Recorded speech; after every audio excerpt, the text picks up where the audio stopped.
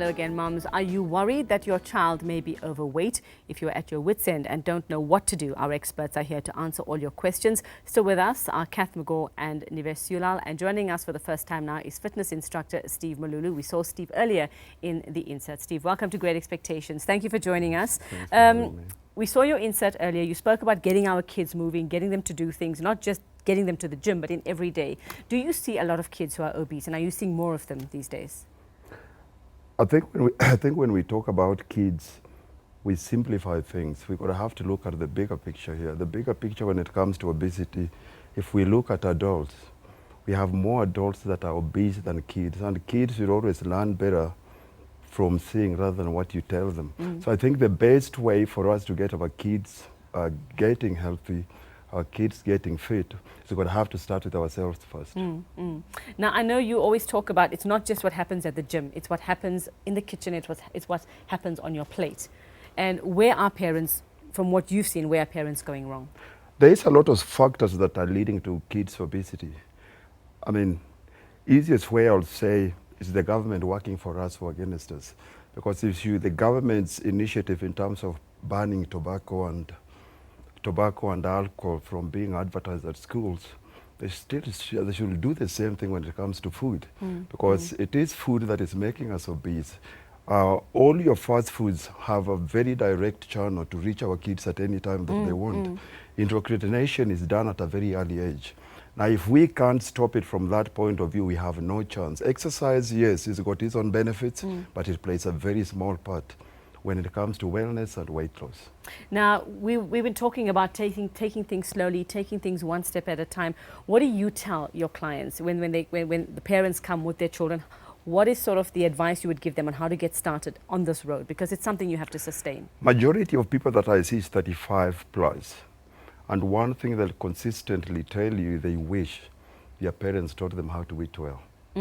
Because you remember, the minute a kid goes past the age of 13, chances of you influencing that kid becomes very minimal. Not impossible, but you'll have to work very extra hard.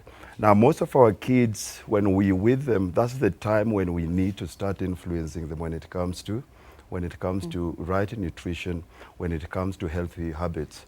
I remember when we were young, my mom used to force us to eat vegetables. Of course, any time she looked aside, I used to hide that vegetable or throw it off my plate.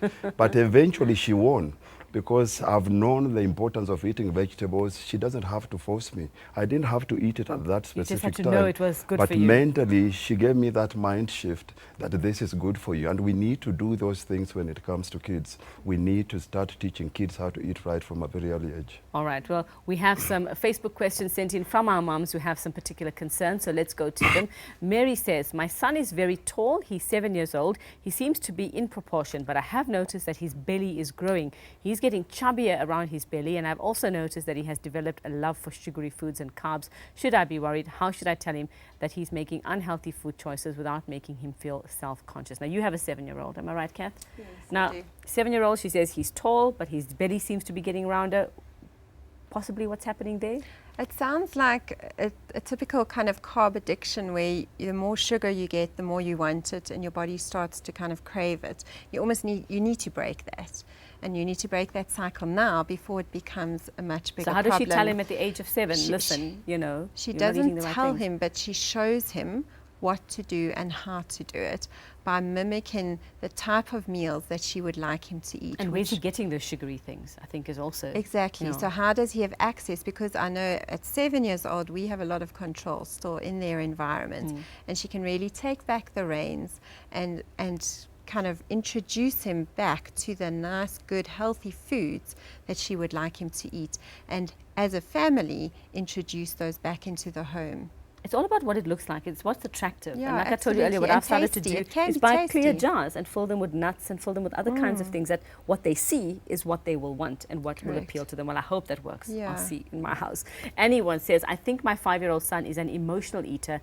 Does this mean he will become obese? He prefers to eat sugary foods and carbs like bread. I noticed that his eating habits changed after my separation from his dad. Now, do things like that make a difference, Nivesh? Actually, it does. In the pediatric setting, we find that emotional issues and psychological issues are huge component to obesity and in the cases overeating. like this, in the case of a separation or divorce in as well, cases mostly, like this, and emotional separations and so on are things that they actually are very, very concerned about. So the answer is yes, it is. And it actually just feeds into the entire How should she concept. start to maybe fix this?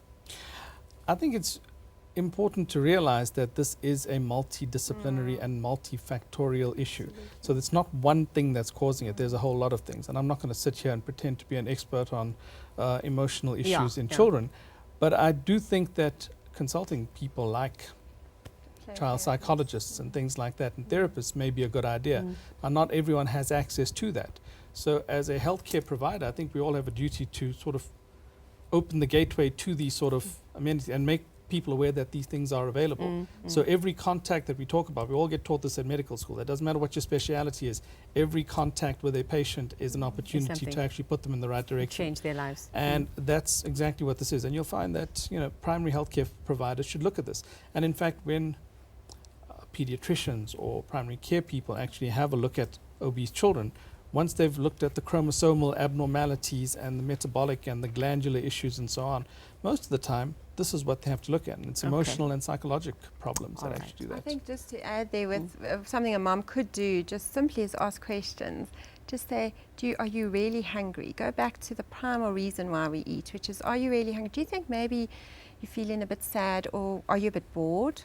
Let's go or distract. Distraction is very powerful, especially in younger kids who tend to eat because they're bored and they look around and they go, oh, let's go into the kitchen. And it's going to be tasty. And so as a mom, if we could just redirect them and re-distract them, not taking away other emotional support, but just as a mom, that's what we could do. Distraction. Shani says, my nephew hates any sporting activity. He loves to watch TV, and lots of them do. I'm concerned he's heading towards obesity. He is only 4. How can we encourage him and his parents to be more active? Steve, I think you know the advice for this parent.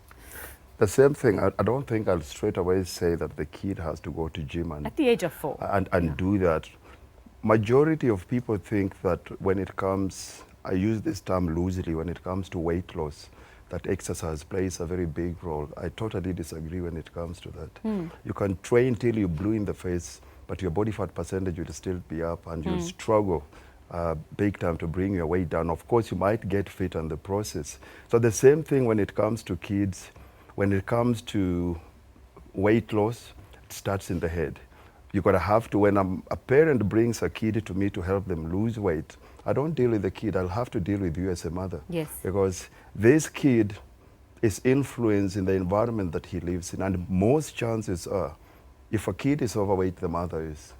Yes. Yeah. And so that's is that what you see most often? Majority of the time. So if they bring the child to me, a kid can do any kind of exercise. Let's go back there and let's see what's in the fridge. Do not trust your fridge.